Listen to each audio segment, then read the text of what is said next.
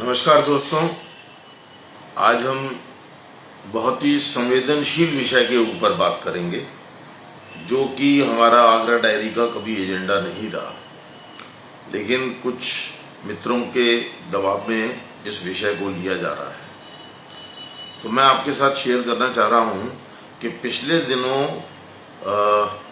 Doctor Deepti Agarwal ने आत्महत्या करी और समाचार पत्रों से जानकारी हुई कि उसने जो सुसाइड नोट छोड़ा है उसमें किसी को जिम्मेदार नहीं बनाया। हालांकि पूरे जिसने भी ये सुना उस सबकी सहानुभूति दीप्ति अग्रवाल और उसके परिजनों के साथ है, लेकिन इसके बाद जो घटनाक्रम हुआ जिसमें कि उसके पति को अकारण गिरफ्तार कर लिया गया पुलिस के द्वारा, जबकि न तो वो उकसाने के अंदर उसको आत्महत्या करने के लिए प्रेरित करने के लिए जिम्मेदार बना, न दीप्ति ने कभी उसकी कोई शिकायत करी, न सुसाइड नोट में उसका नाम छोड़ा, न कभी उसके ससुराल वालों ने शादी के 4-5 साल के बाद भी कभी किसी प्रकार की शिकायत नहीं करी। अचानक से और उसने भरसक प्रयास करा, अगर पूरे घटनाक्रम को देखें उसने पूरा भरसक प्रयास करा। उसे इस बात का अंदेशा था कि ये कोई गलत कदम उठा सकती है। वो अवसाद में चल रही थी क्योंकि आते सार उसने घर में पूछा और जानकारी होने पर कि वो कमरे में बंद है, उसने तुरंत कमरे का दरवाजा तोड़ा और उसको लटके हुए आत्महत्या के लिए उसने जो पंखे के अंदर लटक करके आत्महत्या करी थी उसको लेकर के अस्पताल में भागा।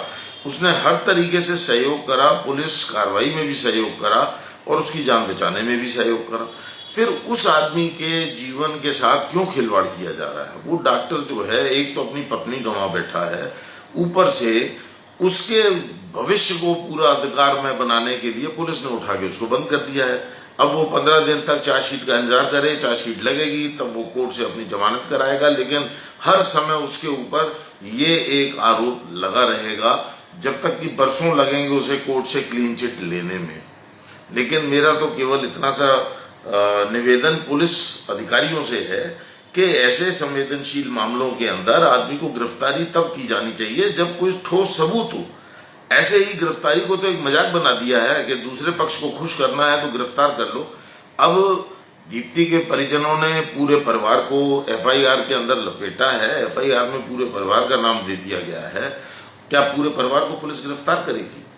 न करने की स्थिति में ये हो रहा है कि उसने आगरा की पुलिस को ही संदेह के घेरे में खड़ा कर दिया है।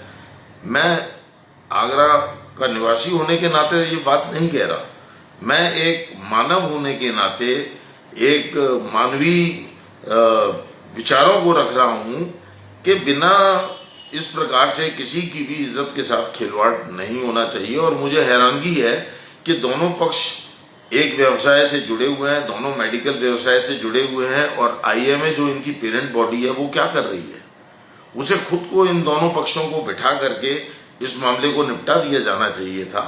और अगर कहीं पर किसी निर्दोष को बलि का बकरा बनाया जा रहा है तो IMA को बीच में हस्तक्षेप करना चाहिए और शहर के प्रबुद्ध नागरिकों को भी इसमें हस्तक्षेप करना चाहिए कि वो बेचारा पति जो है जेल में पड़ा हुआ है उसके जीवन के साथ क्यों खिलवाड़ किया जा रहा है। धन्यवाद।